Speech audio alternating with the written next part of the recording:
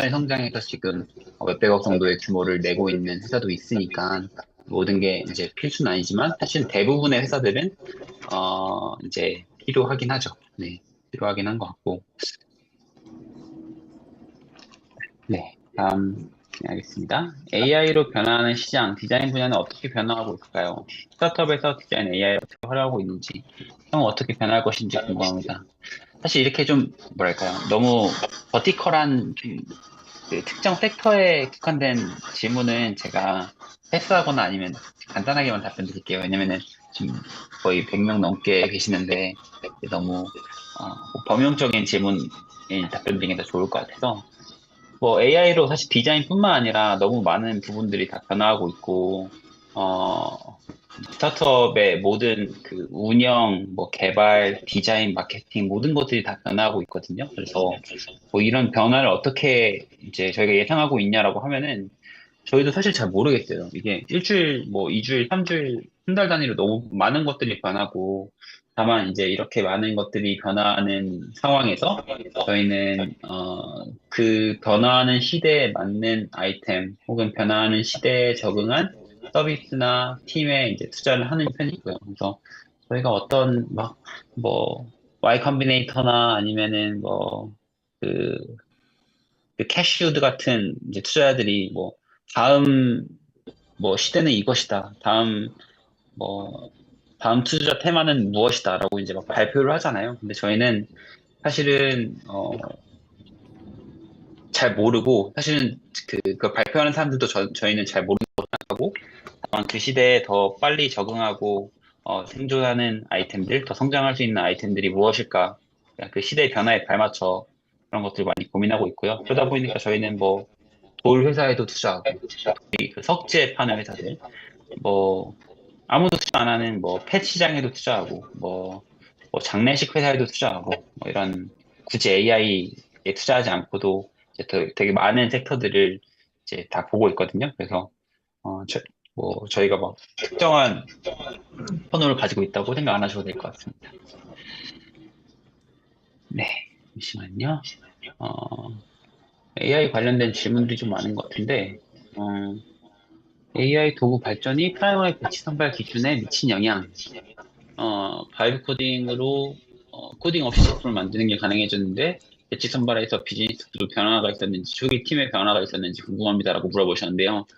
저도 이제 2015년에 15년, 16년에 창업을 해서 모두의 캠퍼스라는 서비스를 만들고 그게 이제 꽤 성장을 했는데 이전에는 혼자서는 불가능했었거든요. 프론트엔드 엔지니어도 필요하고 백엔드 엔지니어, 디자이너, 마케터 다 필요했는데 이제는 진짜 1인으로도 충분히 일정 규모의 서비스를 만들기에 좋아진 상황인 것 같아요. 그래서 요즘 저희의 추세를 보면은 팀이 더 작아지고 있고 이제는 뭐 백엔드 엔지니어, 프론트 엔지니어 다 필요한 게 아니라 그냥 이제 개발자 이제 대표 혼자 혹은 뭐 프로덕트 매니저 대표 혼자서 개발을 바이브 코딩으로 배워서 이제 하는 경우가 많아서 팀의 사이즈가 좀 작아진다는 느낌이 들고요. 두 번째로는 전반적으로 팀이 좀 어려지고 있다.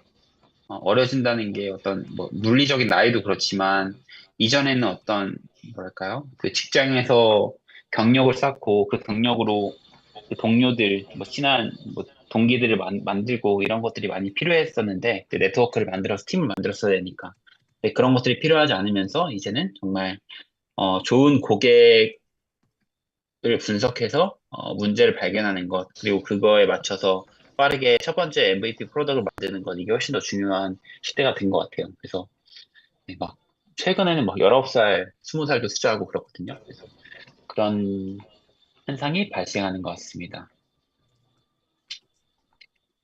좋은 기술을 만드는 것과 고객이 실제로 필요로 하는 것 사이의 차이를 어떻게 검증해야 하는지가 가장 큰 고민입니다. 이제 고객이 실제로 필요로 하는 것을 만드는 게 훨씬 더 중요하다고 생각해요. 뭐 좋은 기술을 만드는 게 뭐 제가 이번에 이제 레이벤 메타 선글라스 디스플레이가 나오는 제품을 샀는데 그게 거의 200만 원, 300만 원 가까이 되는 제품인데 이제 되게 신기한 기술들이 많이 들었거든요. 근데 이제 일단부터 기본적으로는 좀 공사 듣고 있습니다. 무겁고 공사하고 있습니다. 잠시만요. 마이크가 켜져 있으셔서 네, 껐습니다. 그래서 이 제품이 되게 신기하고 많은 기능들이 들어있는 것도 있는데 사용하기엔 좀 문제가 있더라고요. 그래서 전 기술보다는 우리가 타겟화되는 고객들의 문제가 훨씬 더 중요하다고 생각하고 기술은 오히려 어플리케이션 없어도 되고 우리가 어떤 이런 물리적인 제품이나 프로덕트 없어도 되고 정말 되게 단순한 카카오톡, 뭐 아니면 네이버 카페, 네이버 블로그라도 단순한 것이어도 고객들의 니즈만 해결해 줄 수 있으면 저는 충분히 좋은 사업이 될 수 있다고 생각합니다. 좋은 기술은 특히나 지금 같은 시기에는 큰 의미가 없는 것 같아요. 근데 만약에 우리가 완전 딥테크를 한다. 우리는 뭐가 있을까요? 그 업스테이지나 아니면은 퓨리오사 AI 같은 뭐 반도체 기술을 한다. 뭐 자체 인공지능 이제 LL을 만들겠다라고 하면은 이제 처음부터 좋은 기술이 필요할 수도 있겠죠. 근데 이제 제가 봤을 때 95% 이상의 팀들은 그런 것들이 필요하지 않은 경우가 대부분이었던 것 같습니다. 네. 지표 없이 시드 투자는 매우 어려운 걸로 아는데요. 맞죠? 제품 개발 이력은 짱짱한데 아이템으로 직접 사업하려는 노력은 처음이나 질문드립니다. 네. 어떤 지표를 준비하면 좋을까요? 어떤 지표를 만든 후에 연락하면 좋나요? 음, 지표 없이 시드 투자는 매우 어려운 게 사실인 것 같긴 해요. 이게, 뭐, 어찌 되었든 저희가 투자를 할 때 한 번에 되게 많은 팀들이 지원하는데 그 팀들이 얼마나 훌륭한 팀인지 아니면은 얼마나 고객 이제 문제에 집중하는 팀인지에 대해서 저희가 어떤 근거들이 필요한 거잖아요. 근데 그 근거들은 사실은 그 사람이 발표하는 것이나 혹은 뭐 저희가 시간 동안의 짧은 화상 미팅으로 발견해내기는 되게 어려운 문제고 그 사람이 지금까지 살아온 흔적들 그리고 그 사람이 어, 지금까지 만들어 온 제품의 트래픽 아니면은 뭐 트랙션 아니면 유저들의 뭐 활성화 지표들 이런 것들을 당연히 이제 볼 수밖에 없는 것 같고 그리고 그 아이템이 이제 진짜로 이 세상에 크게 임팩트를 끼칠 수 있는지 이런 것들을 많이 보는 것 같습니다. 물론 이제 저희가 생각할 때 너무나 좋은 아이템이고 또 그 아이템을 하는데 너무 찰떡인 멤버들이인 경우에는 아이템도 없이 투자하는 경우가 이제 존재하기도 하거든요. 전체 투자팀 중에 한 20% 정도 이렇게 이제 투자하기도 하는데 대부분의 경우는 이제 어느 정도 제품이나 서비스를 런칭을 막 했거나 약간의 유저 반응이 있는 단계에서 투자를 합니다. 어떤 지표를 준비하면 좋을까요? DAU, MAU 이런 것들은 제가 생각할 때는 뭐 당연히 있으면 좋지만 매출 이익 당연히 있으면 좋지만 그 유저들의 그 로열한 정도가 더 먼저인 것 같아요. 이게 스타트업에서는 그 스티키니스라고 하는데 유저들이 얼마나 우리 서비스에 집착하는지 한 달에 몇 번 들어오는지, 하루에 방문했을 때 몇 분 체류하는지, 뭐, 그리고 이거를 얼마나 많은 사람들에게 바이럴 시키는지, 이런 것들이 저희는, 초기 단계 프로덕트에서는 더 중요하다고 생각하고, MAU나 뭐, WAU, 그러니까 주간 활성 사용자 수나 월간 활성 사용자 수가 5만 명, 10만 명이라고 하더라도, 저는 유저가 1000명이어도 훨씬 더 로열한 유저들이 많이 모여있는 제품이, 어, 더 좋은 사업이다라고 생각을 합니다. 네, 단기적으로 작아 보일 수 있지만 단기적으로는 훨씬 크게 성장할 수 있다라고 생각을 하고 있습니다. 네, 뭐 질문이 들어온 건가요? 음, 네, 일단 이거 엑셀에 있는 것도 좀 답변 드리고 추후에 이제 채팅에 있는 것도 답변 드릴게요. 음, 두 가지 질문 드리고 싶습니다. 혹시 해결하고 싶은 문제가 여러 개 있었던 분이 계시다면 그 중에서 한 가지를 고르게 된 경위가 궁금합니다. 문제 우선순위, 시장 성적을 어떻게 파악하고 고르셨는지가 궁금합니다. 어, 당연히 첫 번째 아이템으로 이제 런칭하고 성공하면 되게 좋겠지만, 그것보다 이제 계속 여러 가지 시도하면서 성공하는 경우가 더 많이 있는 것 같거든요. 그래서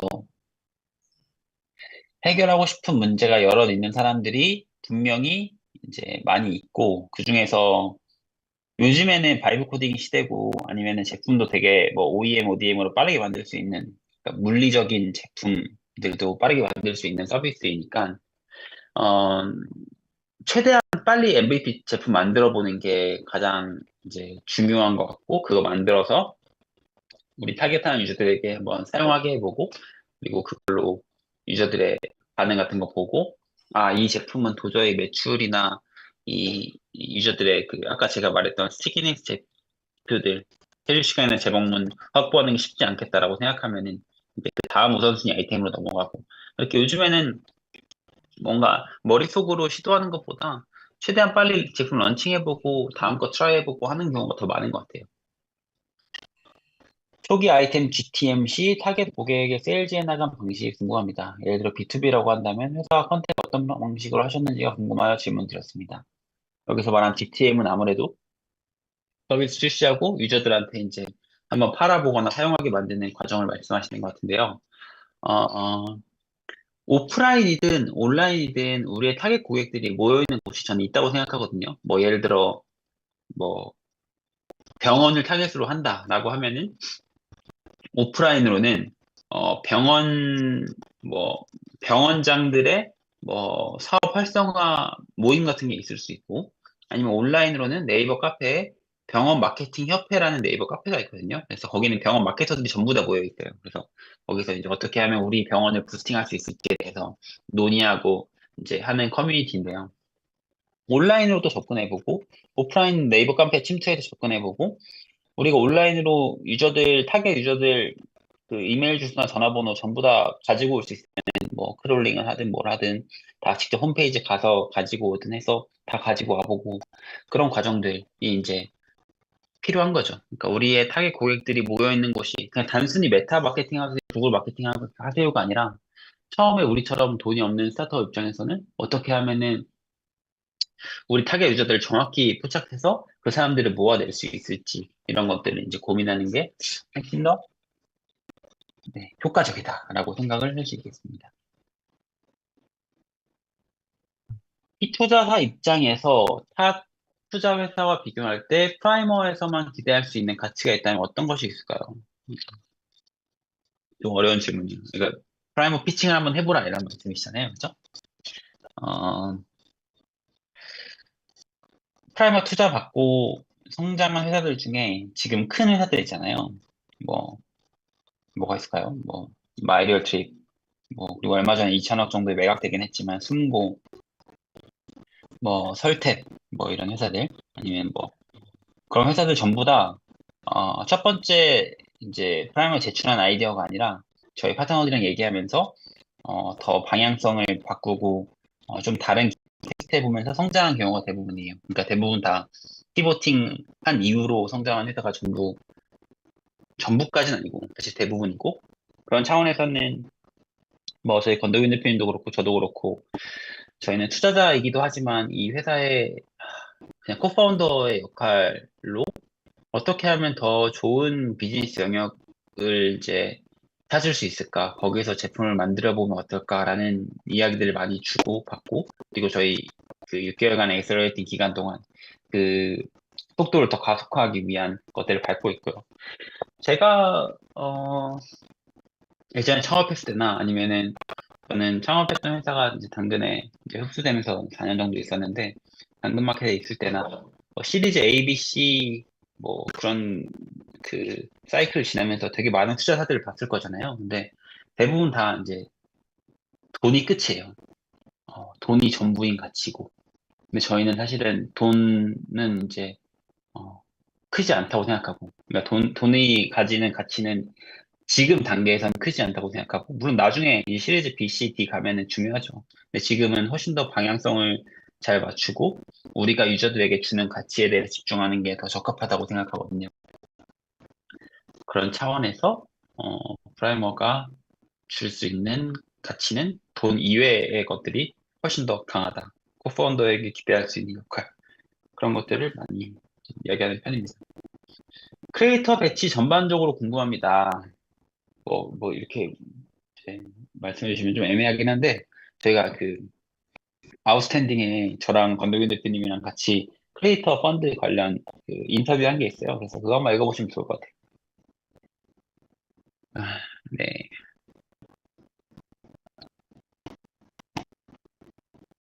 제가 채팅 한번 잠깐 볼게요.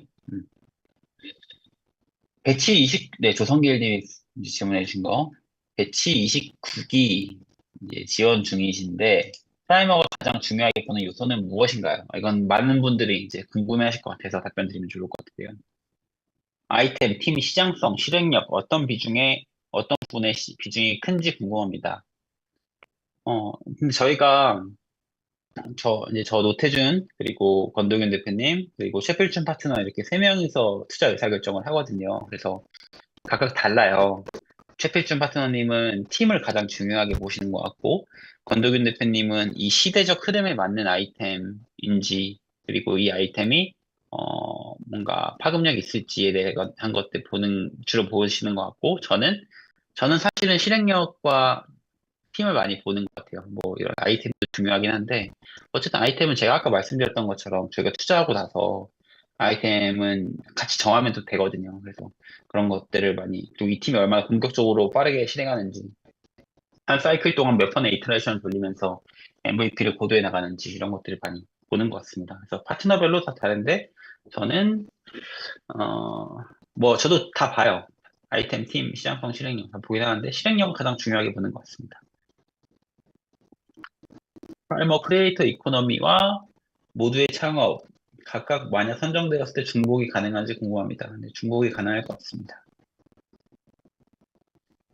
중장년의 안목으로 바이브 코딩을 하면 세상에 필요한 기술을 제공해 줄 수 있지 않을까요? 글쎄요. 뭐 그럴 수도 있죠. 그럴 수도 있는데 이제 중장년이 가진 장점도 있고 또 이제 이 잘파스테리가 가진 뭐 지금 시대에 딱 타겟화된 제품이 잘 맞을 수도 있고요. 그래서 뭐 중장년이라서 잘 된다. 뭐 19살, 20살이라서 잘 된다. 이런 건 딱히 없는 것 같습니다. 자, 그다음 다시 이제 이걸로 좀 넘어가 볼게요. 엑셀로 넘어가 보면은 앱 수익화 타이밍, 아카이빙 앱 딸깍을 운영하고 있습니다. 우리는 지금 자산력 압박 때문에 초기부터 구독 수익화를 하고 있습니다. 하지만 빠른 수익화 혹은 규모 습관 형성 중에 무엇에 집중하는 게 맞을지, 아니면 저장 앱 구독 모델은 본질이 아니라 일찍 받는 게 맞는지 궁금합니다. 두 번째 질문, 당근을 매일 열게 하는 결정적 장치 한두 개가 뭐였을까요? 어, 전환을 어떻게 만들어냈는지 궁금합니다. 뭐 아이템적으로도 그렇지만 앱 수익화 타이밍은 뭐 모르겠어요. 우리가 가려고 하는 방향 자체가 어 우리는 데이 원부터 수익을 내겠다. 우린 투자금 없이 가겠다. 우리는 음, 부트스트래핑 하겠다. 라고 하면은 데이 원부터 매출을 만들기 위해서 노력하는 게 맞는 것 같아요. 근데 사실 대부분의 스타트업들이 만약에 투자금이 필요하고 그, 그 우리가 인내하는 기간 있잖아요. 예를 들어 쿠팡이든 토스든 당근이든 다 그 데스밸리 동안 이 수백억 수천억 원의 이 손실이 났거든요. 그리고 이제 뭐 일반적인 스타트업은 수백억 정도의 손실이 아니어도 수억 수십억 정도의 손실이 이제 창업 초기에 발생할 수는 있어요. 그래서 그런 경우라고 하면은 사실은 수익화보다도 우리가 압도적인 트래픽을 만들고 이 트래픽을 가지고 어떤 검증된 모델, 뭐 예를 들어 당근마켓은 이거였거든요. 우리가 지금 적자가 1년에 뭐 몇십억, 50억, 100억씩 나는데 그래도 MAU 1000만 명 되면은 카카오 보니까 MAU 1000만 명 되면은 광고도 사람들이 엄청 많이 여기다 광고하려고 돈을 쓰고 유저 1인당 그 ARPU라고 하는 1인당 연간 매출이 뭐 6달러, 7달러 되는구나. 그러면 6달러, 7달러 되니까 우리가 MAU 1000만을 만들 수 있으면은 1000만 명 곱하기 연간 1인당 매출 6달러, 7달러 하면 7천만 달러 정도의 매출을 만들어낼 수 있겠구나. 라고 이제 볼 수 있는 거잖아요. 그런 차원에서 당근은 돈을 벌려고 노력은 했지만 그것보다 훨씬 더 이 규모를 키우는 데 집중을 했고 근데 만약에 알라미 같은 경우에는 데이 원부터 우리는 투자금 없이 이 부트스트래핑으로 제품 끝까지 간다라는 이제 마인드를 가졌거나 혹은 뭐 투자를 아예 생각 안 했거나 뭐 그런 경우에 당연히 이제 자체 수익화를 하는 게 중요하죠. 그래서 어떤 정답이 있는 것 같진 않고 그렇습니다. 당근을 매일 열게 만든 결정적 장치 한두 개는 딱히 없어요. 그냥 그 핵심 그 서비스의 가설. 동네 근처에 거래할 수 있도록 제품을 만들면은 잘 될 것이다라는 그 가설이 잘 동작한 것이고, 그게 지금 잘 먹힌 것이고요. 그런 차원에서 뭐 특별히 한 가지의 뭐 가설이 뭐 혹은 뭐 하나의 이제 이벤트가 잘 맞아서 성장하는 경우도 있지만, 뭐 계속 말하는 것처럼 토스든 쿠팡이든 당근이든 계속 하루하루 제품 업그레이드하고 유저들이 좋아하는 방향으로 이제 진화하면서 전환율이나 이런 것들이 확 좋아지는 것 같습니다. 음. 제조업으로 프라이머 29 신청 중입니다. 온라인으로도 가능한지, 제조업도 신청 가능한지, 선정 시 네트워킹 가능한지, 선정 후 R&D 가능한지. 네. 일단 제조업도 프라이머에서 열심히 투자를 하고요. 온라인으로 면접 가능한 거는 저희가 이제 지원이 너무 많이 들어오다 보니까 상위 한 15%, 20% 정도 기업들은 온라인으로 이제 그 오프라인에서 3분 정도 발표할 수 있는 기회가 생깁니다. 그래서 그 기회 동안 저희는 그 대면 발표, 킥오프 발표라고 하는데요. 그 기간 동안 이제 3분에서 5분 정도 본인의 사업을 저희 파트너들이 전부 다 모인 곳에서 피칭하게 되고, 그리고 그 중에 이제 좋은 각자 각 파트너가 좋다고 생각하는 팀들을 각각 따로 온라인 미팅이나 오프라인 미팅으로 만나게 되고요. 선정하면 당연히 네트워킹 제공하고, 뭐 정부 지원 사업 R&D 추가 연계도 당연히 하죠. 완전 예비 초보 창업자라 시작을 어디서부터 해야 할지를 모르겠습니다. 고객의 반응을 보기 위한 수단이 어떤 것이었는지. 글쎄요. 참 어려운 질문인데요. 음, 저도 완전 초보 창업자, 예비 창업자면은 그냥 교보문고 가서 관련 책들 많이 읽어보는 게 좋은 것 같아요. 이제 뭐 스타트업 경영 수업이나 제로 투원이나 이런 책들뿐만 아니라 그냥 그 기업들의 자서전 같은 것들이 있거든요. 뭐 예를 들어 나이키의 슈독, 뭐 어니스트티의 기적, 뭐 룰루레몬 스토리, 뭐 이런 류의 제품들 그 책들 있잖아요. 그런 것들 많이 읽어보고 감을 찾는 게 우선인 것 같아요. 그게 뭔가 숙제처럼이 아니라 저는 그냥 그런 것들을 이제 보는 게 저는 재밌거든요. 그래서 좀 재미를 들이셔야 그 고통 없이 창업에 필요한 많은 예비적인 지식들을 다 습득할 수 있는 게 아닌가 그런 생각을 합니다. 피벗 과정에서 투자 유치는 불가능할지. 피벗 하는 도중에는 아무래도 투자 유치가 거의 이루어지지 않는 것 같아요. 뭐 물론 이제 피벗 하는 아이템이 너무나 좋은 아이템이다라고 하면은 네, 좋을 수 있는데요. 파트너님의 초기 창업 시작 스토리가 궁금합니다. 직장을 다니면서 어떻게 시작할 수 있는지 구체적인 방법이 궁금합니다라고 이제 해주셨는데요. 제가 안 그래도 얼마 전에 일주일 전에 그 유튜브 그 주원규라는 유튜브 채널 나가서 그 제가 그 창업했던 스토리들이 이제 1편에 나왔고 그리고 프라이머에 투자 받고 이제 성장시켰던 그 스토리가 2편으로 나왔어요. 그래서 제 창업 스토리가 궁금하시면은 1편을 보시면 되고 프라이머 투자 이후에 어떤 뭔가 활동들이나 아니면은 일들이 있었는지 궁금하신 분들은 그 주원규 채널에 그 2편 보시면 됩니다. 이걸 지금 말하면은 뭐 1시간, 2시간 가버리기 때문에. 네. 음, AI 시대에 내 아이템이 돈이 되는지를 단순 랜딩 페이지만으로 결제하는 게 유효한가요? 프라임에서 선발하는 창업자나 아이템 기준들이 궁금합니다. 세 가지 질문이네요. 정부 지원 사업은 기간 내 현실적인 부를 보는 것 같은데 꿈이 큰 게 맞나요? 또 목표와 자금 해자가 없는 것 같습니다. 프라이머에서 어떻게 생각하시나요? AI 시대에 내 아이템이 돈이 되는지 단순 랜딩 페이지만으로는 조금 어려운 것 같기도 하고요. 근데 랜딩 페이지에 이제 유저들 이메일 기입하게 하고 뭐 이제 뭐 직접 전화번호 기입하게 해서 그 사람들이랑 전화해보거나 이메일로 연락해 보면서 우리가 만들려고 하는 제품이 유효한지에 대해서 고객 인터뷰하는 건 충분히 의미 있는 것 같습니다. 어, 랜딩 페이지도 저는 사업의 초반에서는 충분할 수 있다라고 생각하고요. 프라이머에서 선발한 창업자나 아이템 기준들은 이제 너무 다 이제 제각각이어서 어떤 데는 아까 말씀드렸던 것처럼 아이템만 좋아도 투자하는 경우가 있고, 어떤 경우는 이제 제품이 좀 성숙한 다음에 투자하는 경우도 있는. 네, 이게 다시 채팅으로 조금 넘어와서 이거 이제 해볼게요.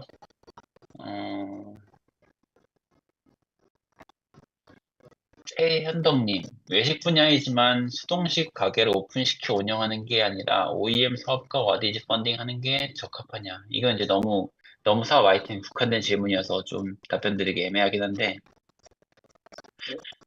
뭐, 둘 다 좋은 것 같아요. 뭐, 진짜 수동식으로 가게를 오픈시켜서 잘 수 있으면은, 뭐, 런던 베이직 뮤지엄은 그 가게를 오픈해서 2천억에 매각한 거잖아요. 뭐, 그것도 당연히 이제 좋고. 그리고 이제 자체 PB 브랜드나 OEM 사업으로 해가지고, 그렇게 하면 당연히 이제 그 가게를 운영하는 그 고정비가 들지 않을 테니까, 그에 따른 이제 장점도 생기는 거니까, 그것도 뭐 좋다고 볼 수 있고요. 그래서 뭔가 뭐가 좋다, 뭐가 안 좋다, 뭐 이런 건 없는 것 같고, 그냥 어떤 것들이 유저들을 최대한 많이 자극시켜서 성장할 수 있는 방법인지가 중요한 것 같습니다. 서류 심사와 인터뷰 과정에서 탈락하는 팀들의 공통적인 특징.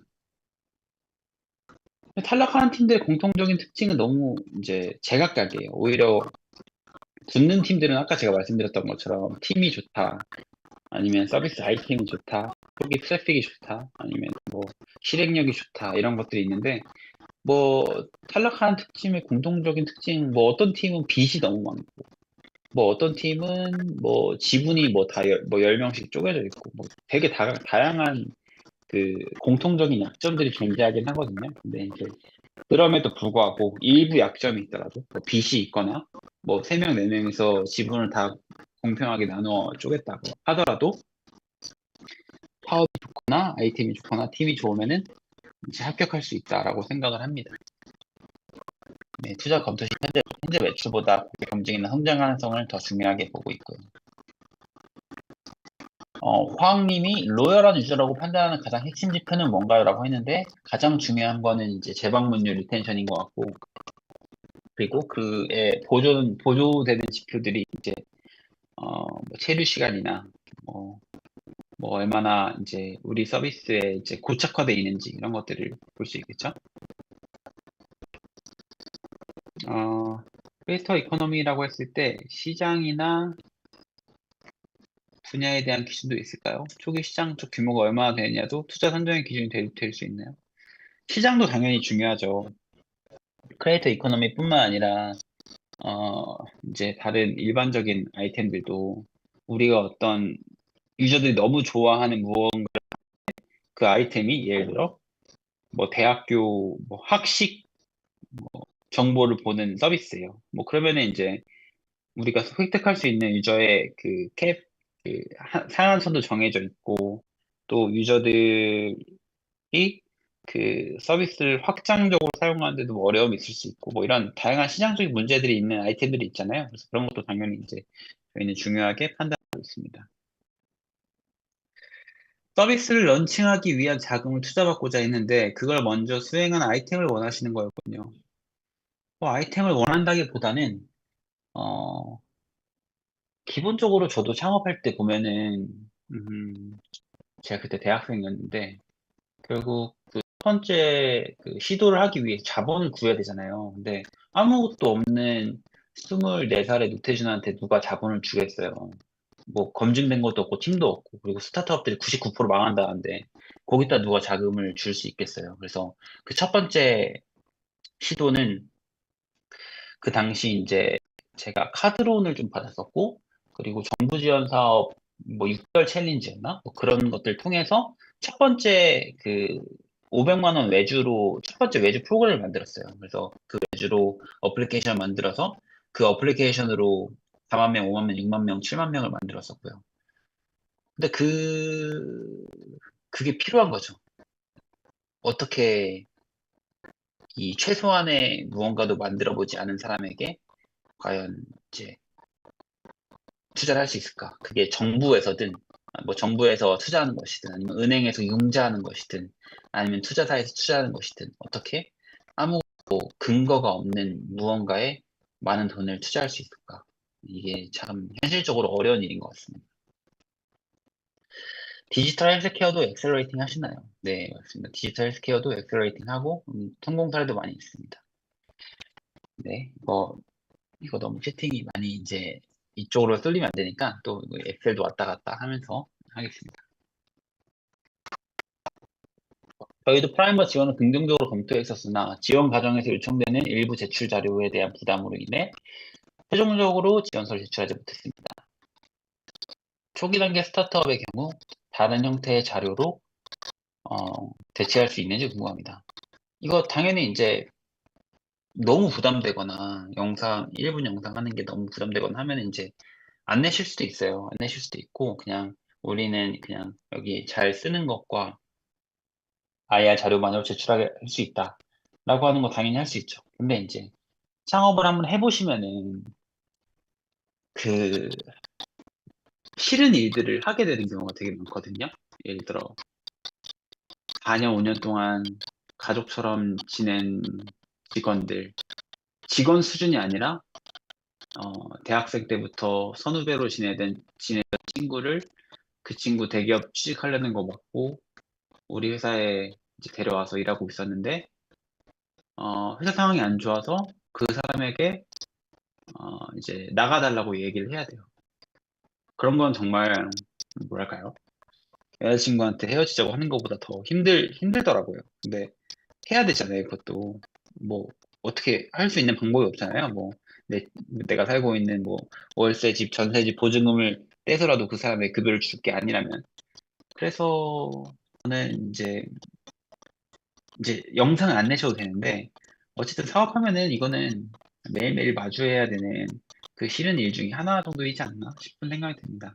네, 그리고 저는 이게 뭐 다른 사람들에게 오픈될 게 이제 그 걱정된다고 하면 일부 공개 같은 것들로 해서 이제 저희 프라이빗 파트너들만 볼 수 있도록 할 수 있는 거거든요. 네. 창업을 하는 데 있어서 크리에이터 채널을 활용하는 게 득이 될지 실이 될지 저는 이거 무조건 해야 된다고 생각해요. 제가 뭐 크리에이터 펀드 지금 대표 그 파트너이자 펀드 매니저거든요. 그래서 이제 그것 때문에 더 좋게 보는 것도 있긴 하겠지만 어찌 되었든 간에 유저들을 이제 획득하는 데 있어서 뭘로 획득할 거냐, 우리가 광고로 획득할 거냐, 아니면 우리가 뭐 아는 사람들한테 이제 해서 획득할 거냐, 아니면 입소문으로 획득할 거냐, 이런 것들 보면은 당연히 믿을 만한 크리에이터 채널, 뭐 한 유튜브 채널, 인스타 채널 가지고 있으면 유저를 획득하는 게 한 100배는 쉬운 것 같아요. 100배는 쉬운 것 같고, 초기에, 특히 서비스 초기에 그게 큰 도움들이 되는 것 같고요. 그래서 저는, 크리에이터 뭐, 그 영역 아니더라도, 모든 영역에서 이제 다 채널을 만들어야 된다라고 생각을 합니다. 데스밸리를 넘고 극복하는 과정. 데스밸리를 넘고 극복하는 과정도 결국 유저들이 이제 우리 서비스 좋아한다. 그리고 이게 규모가 커지고 있다라는 것들이 이제 증명이 된다라고 하면은 사실은 뭐랄까요?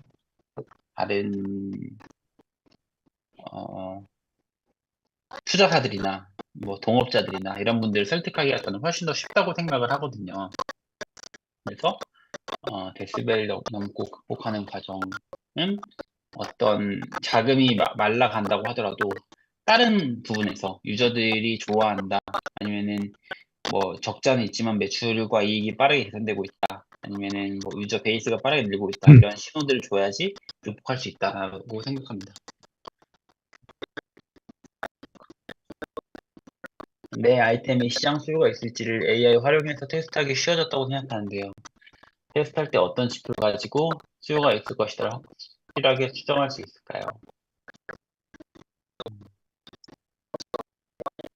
뭐 여기 써놓으신 것들 다 뭔가 수요가 있는지 좀 추정할 수 있는 부분들이긴 하거든요. 뭐 사전 알림 시청자 수가 아까 제가 말했던 메일로 웨이팅 리스트, 뭐 전화번호 웨이팅 리스트 주는 거나 사전 결제나 뭐 광고 단가 랜딩 페이지 체류 시간 다 중요한데 그 유저들의 진짜 이야기가 중요한 것 같아요. 유저들이 이 서비스에 대해서 어떻게 이야기하는지, 얼마나 원하는지에 대해서 가능하면 유저 인터뷰하면서 우리 서비스 랜딩 페이지에 이제 사전 등록한 사람들에게 이제 그 하면서 어, 우리가 판단할 수 있을 것 같습니다.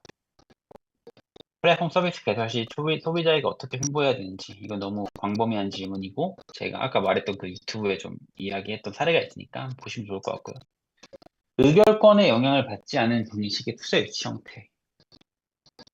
의결권에 영향을 받지 않는다. 의결권이라는 게 결국 그 경영 의사결정권이거든요. 근데 그거는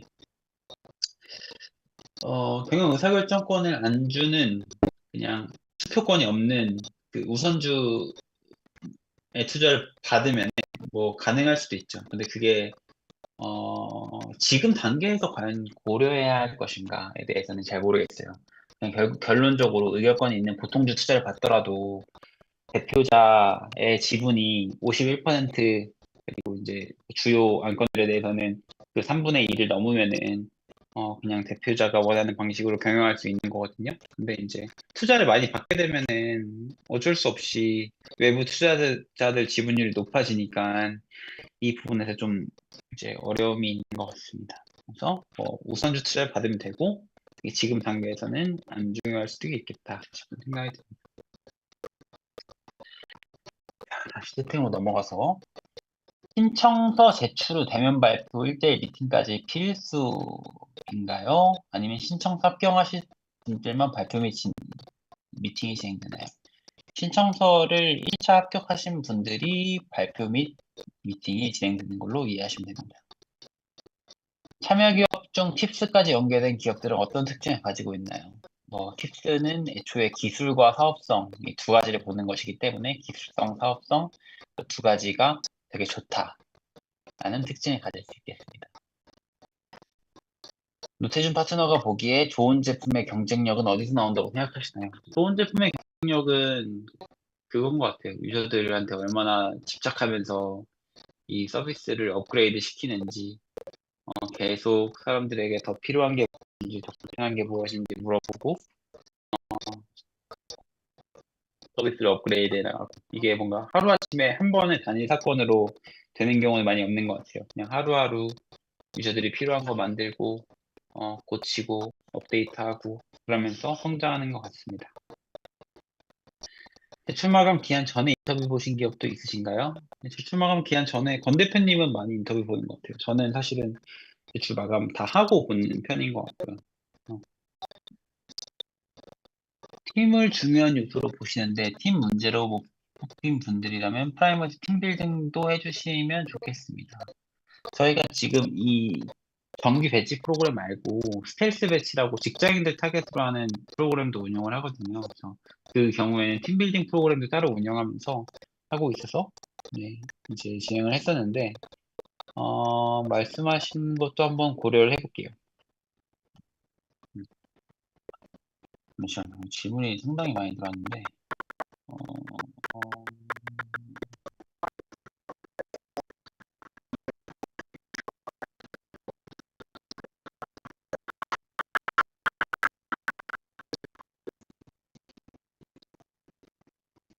음,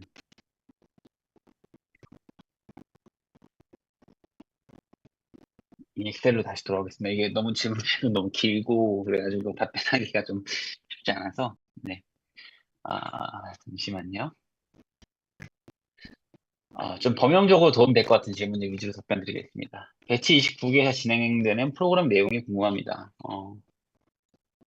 일단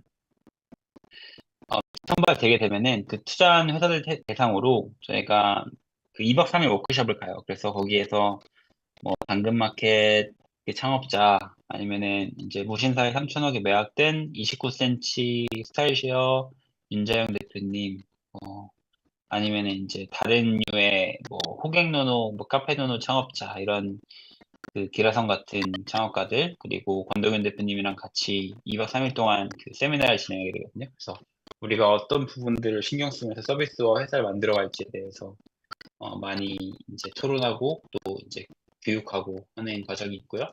그 다음에 또 이제 6개월간 그 경영 아카데미라고 해서 권도균 대표님, 최필춘 파트너, 그리고 저 이렇게 해가지고 스타트업들이 이제 집중해야 되는 부분들, 어떻게 성장하려고 하면 어떤 부분들을 신경 쓰면서 성장할 수 있을지에 대한 부분을 한 달에 한 번씩 계속 이제 그 이제 교육을 받으면서 하게 됐고요. 그리고 그 6개월 동안 계속 KPI 시트를 업그레이드 해 가면서 우리 서비스를 더 성장시키기 위해서 어떻게 해야 되는지 이제 계속 고민하고, 또 선배 창업가들, 저희가 투자한 회사들이 이제 300개가 넘었거든요. 그래서 예를 들어 뭐 K푸드라고 하면은 뭐 K푸드 아니면은 이제 아마존에서 성과를 낸 뭐 라이 그 아마존 1등 카테고리를 가지고 있는 회사들의 대표님들이랑 연결을 해서 그 회사들이 어떻게 성장할 수 있었는지 선배 창업가에게 좀 계속 도움받는 세션 같은 것들을 계속 가지고요.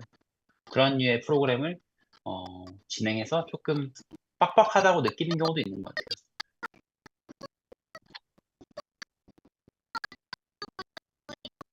기술이 없고 아이디어만 있으면 하지 말아야 되나요? 기술이 없고 아이디어만 있어도 해도 되는 것 같습니다. 제가 맨 처음에 그런 식으로 창업을 했기 때문에 해도 괜찮을 것 같고요. 투자를 받고 팀을 만들어야 하는 건지 조언 부탁드립니다. 투자를 받고 팀을 만드는 게 가능한지 잘 모르겠습니다.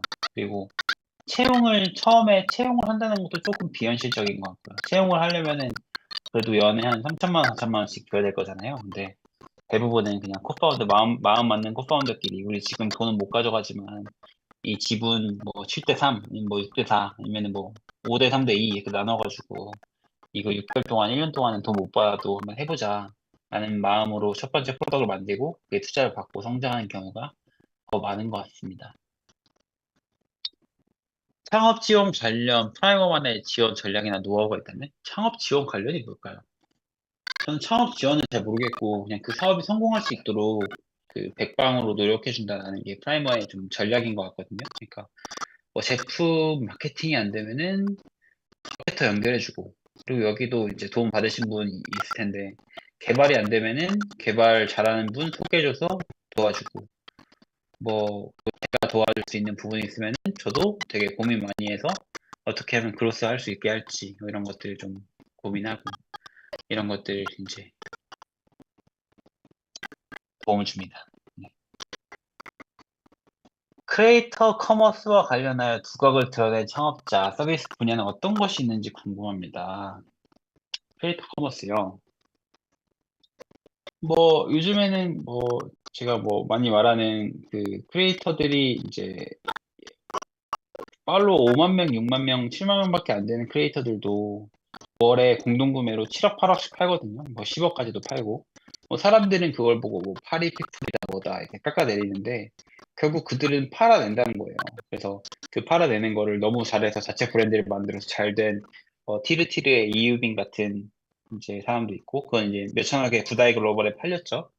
그래서 뭐 이 크리에이터들이 어떤 자신을 믿는 팔로워들에게 제품을 판매하는 경우가 많아지고 있으니까 그 안에서 지금은 뭐 화장품이나 푸드밖에 이 성공 사례가 없었지만 어떻게 갈수록 많아지지 않을까 싶은 생각을 하고 있습니다. 창업 멤버들 간의 동업계약서를 어떻게 작성해야 팀이 오래 계속 잘 유지될 수 있을까요? 일단 가장 중요한 게 바로 지분을 주면 안 되고요. 그리고 저희는 일반적으로 5 플러스 5 아니면 4 플러스 4를 이제 제안하거든요. 그 5 플러스 5의 의미는 뭐냐면은 5년 동안 근무하고, 그리고 만약에 내가 공동 창업자에게 20%를 주기로 했다라고 하면 5년 동안 근무 동안은 지분 없어. 근데 5년 이후에 이제 다음 5년 동안 지분이 20%가 5년 동안 분배되는 거죠. 첫 번째 연도에 4%, 두 번째 연도에 4%, 그러니까 누적 8%, 12%, 16%, 20% 해가지고 10년을 근무해야 하지만 그 공동 창업자의 지분이 이제 나가게 되는 그러한 류의 그 클리프 베스팅 그 공동 창업자 간 계약이 있거든요. 그래서 그거를 제미나이나 GPT나 뭐 그로기든 마누스나 이렇게 해가지고 한번 잘 케이스를 만들어서 작성 한번 해보세요. 공동 창업자가 있는 경우에. 네, 이게 시간이 많지 않아서 5분 정도만 더 이야기하고 마치도록 하겠습니다. 제가 제가 생각할 때 진짜 중요한 질문들만 좀 답변을 드릴게요. 엔젤 투자 받은 팀이 지원한 경우에 계약서에 어떻게 되는지 궁금합니다. 엔젤 투자를 만약에 프라이머가 투자하는 밸류에이션보다 훨씬 더 높은 금액을 받아버렸으면은 아무래도 이제 투자하기 어려울 것 같고, 근데 저희가 투자하는 금액보다 적은 밸류에이션이거나 비슷한 밸류에이션이면 사실은 상관없습니다. 상관없고 엔젤 투자자들이 아마 이제 동의를 아마 해주실 텐데 그 동의만 받아오면은 상관없습니다. 아, 서비스는 런칭하였는데 자금 부족으로 디벨롭을 하지 못했습니다. 이 경우에도 괜찮을지 궁금합니다. 자금 부족으로 디벨롭을 하지 못할 만한 이유가 뭐 팀원이 없다, 뭐 마케팅 자금이 없다, 뭐 이런 게 있을 수 있잖아요. 근데 사실은 대표자 혼자서 모든 것들을 만들 수 있는 상황이 이제 AI 시대가 되면서 됐고, 그리고 마케팅도 꼭 돈 쓰면서 쓰는 마케팅이 아니라 내가 뭐 부동산 관련 아이템이면은 부동산 관련 커뮤니티 들어가서 스팸 게시글 하루에 50개, 100개 쓰면서 유저들 유입시키고 하는 것들로 저는 충분히 돈 진짜 예산 0원으로도 시작할 수 있는 창업 아이템들이 많아지고 있다고 생각하거든요. 뭐 0원까지는 아니겠지만 뭐 한 50만 원, 100만 원으로도 할 수 있는 아이템들이 많아지는 것 같아요. 그래서 그게 과연 자금 문제일까? 그리고 더 사업을 발전시키는 게 훨씬 더 중요하다라고 생각합니다. MVP 형태로 진행할 때 웨이팅 리스트 등 받는 게 많은데 개인정보다 보니 보안 이슈가 있을 것 같은데 이런 경우 보통 어떻게 처리하나요? 당연히 이제 우리 서비스 MVP가 끝나면 그 데이터들 다 이제 폐기해야 되겠죠. 근데 이제 그것들을 우리 같은 초기 스타트업들을 사실 사람들이 별 신경 안 쓰긴 해요. 자기가 어떤 뭐랄까 큰 회사들은 공격 많이 받잖아요. 근데 초기 스타트업들은 아무래도 좀 더 자유로움이 많이 있는 것 같다라는 생각을 개인적으로는 하고요. 만약 팀이 없어 혼자서 개발 중이면 어떻게 되나요? 혼자서 개발하는데 투자한 팀 많아요. 저희가 투자한 팀 중 한 30, 40% 정도는 그냥 혼자인 창업팀들 많이 투자를 합니다. 초기 팀에 빚이 많으면 어느 정도인가요? 빚이 진짜 많은 팀은 막 8억, 10억 되는 팀도 있고요. 근데 그런 빚은 또 어떻게 만드셨는지도 잘 모르겠어요. 근데 어쨌든 뭐 그런 경우도 있고, 뭐 적으면은 뭐 1억, 2억 정도인 경우도 있고요. 투자 조건은 개별 협의가 가능한가요? 투자 조건은 저희는 표준 텀으로 투자를 하고 있기 때문에 거의 개별 협의가 불가능합니다. 그래서 아마 지원서를 쓸 때 프라이머의 표준 텀 밸류에이션 10억에 1억 투자에 뭐 동의하시나요? 뭐 동의 이제 안 하시면 사실은 다른 VC나 이런 데 찾아가는 게 맞다는 생각을 하고요. 그리고 나중에 회수 방식 저희는 이제 거의 회수를 급하게 하지 않아요. 어떤 팀은 10년, 20년씩 기다리기도 하고, 15년, 16년 전에 투자했던 마이리얼 트립도 아직도 한 주도 팔지 않았거든요. 그만큼 저희는 정말 창업자랑 끝까지 가는. 그리고 중간에 매각되는 경우도 저희는 가능하면 안 팔고 싶거든요. 뭐, 좀 특이하죠. 특이한데, 어쨌든 그것들이 창업자에게 부담이 된다는 걸 분명히 인지하고 있고, 최대한 좋은 방향으로, 도움이 되고 싶다라는 생각으로 투자를 하고 있습니다. 공간 지원도 가능한가요? 공간 지원 저희가 뭐, 그 티캠프 이런 데 추천하는 경우도 있는데요. 뭐, 저희만 막 엄청난 공간을 가지고 있지는 않습니다. 인터뷰 일정이 앞당겨지신 분들이 있는지 궁금합니다. 아마 거의 없을 거예요. 뭐, 있다고 하더라도 전체 팀의 한 1%, 2% 정도일 텐데, 뭐, 저희 파트너 중에 유독 빨리 보시는 권덕윤 대표님 같은 분들이 이제 그런 경우를 이제 하는 것 같고요. 총 지원자의 몇 프로 정도가 인터뷰까지 하게 되나요? 제 느낌상으로는 한 20% 정도, 뭐 많으면 25% 정도가 이제 그 대면 발표 및 인터뷰 대상자들로 선정이 되는 것 같습니다. 프라이머의 투자 최종 결정은 어떤 식으로 되나요? 권도균 대표님이 최종 결정을 한다거나 그런 건 없고요. 기본적으로는 이제 만장일치인데, 어, 저랑 셰프춘 파트너가 이건 좀 아닌 것 같다라고 얘기했을 때 권도균 대표님이 만약에 엄청 하고 싶어요. 그래서 저희를 막 설득해요. 그래서 어떻게든 설득해냈어요. 이제 그러면 투자를 하기도 하죠. 권도균 대표님이 진짜 싫다고 했는데 제가 이거 무조건 해야 돼요. 라고 하면서 하는 경우도 투자가 되기도 하고요. 그래서 기본적으로 만장일치지만 어느 한 명의 파트너가 아주 강하게 어, 하자고 하면은 하는 경우도 있다. 네, 탈락하면 연락이 따로 없나요? 네, 저희가 결과 공지하면은 공지한다고 다 그 홈페이지에 써놓을 거예요. 그래서 그걸 보시고 내가 합격했는지 아닌지에 대해서 좀 판단할 수 있습니다. 네.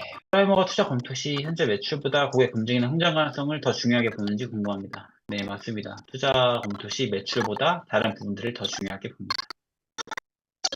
네, 오늘 어, 이제 시간 내셔서 뭐 거의 몇 분이죠? 130분 이제 참여해 주셨는데, 네, 저의 이제 이야기 들어주셔서 감사드리고요.